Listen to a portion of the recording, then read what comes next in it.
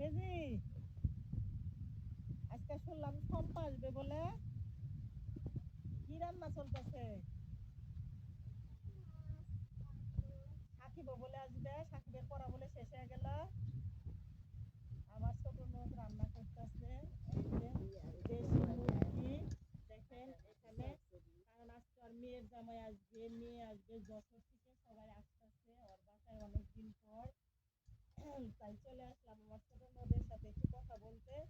এসে দেখি ওই রান্না বান্না করতেছে, কারণ সবাই আসতেছে রোজার দিন, তাই আগে ভাগে রান্নাটা কমপ্লিট করতেছে। এখানে বাটার মাছ চচ্চড়ি হবে, ব্রয়লারের মুরগি ভুনা করবে, আর এখানে চুলায় উঠাইয়া দিছে দেশি মুরগি, দেশি মুরগি ভুনা। দেশি মুরগিটা ভুনা হচ্ছে।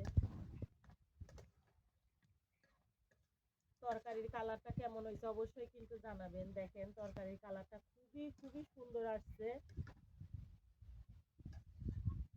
ওরা কি গাড়ি চড়ছে? নাটোর এসে নামবে না?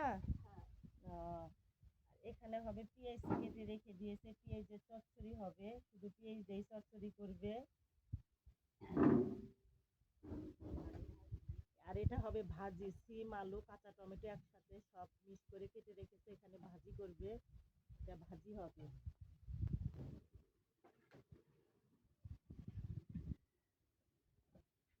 তাহলে তোরা গাড়িতে উঠতে চলে আসবে নি?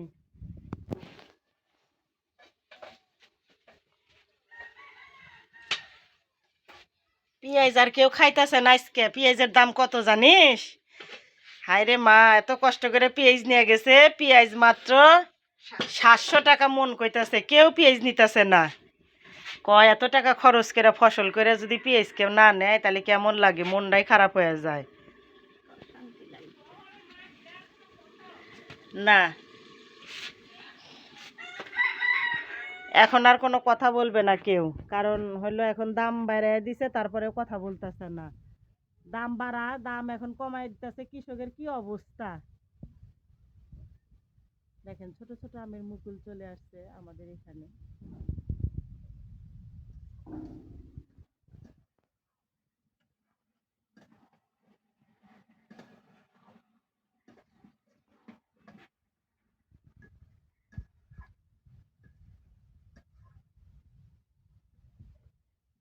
আমার এই ভিডিওটা যদি ভালো লাগে অবশ্যই শেয়ার করে দিবেন। সবাই ভালো থাকেন, আল্লাহ হাফেজ।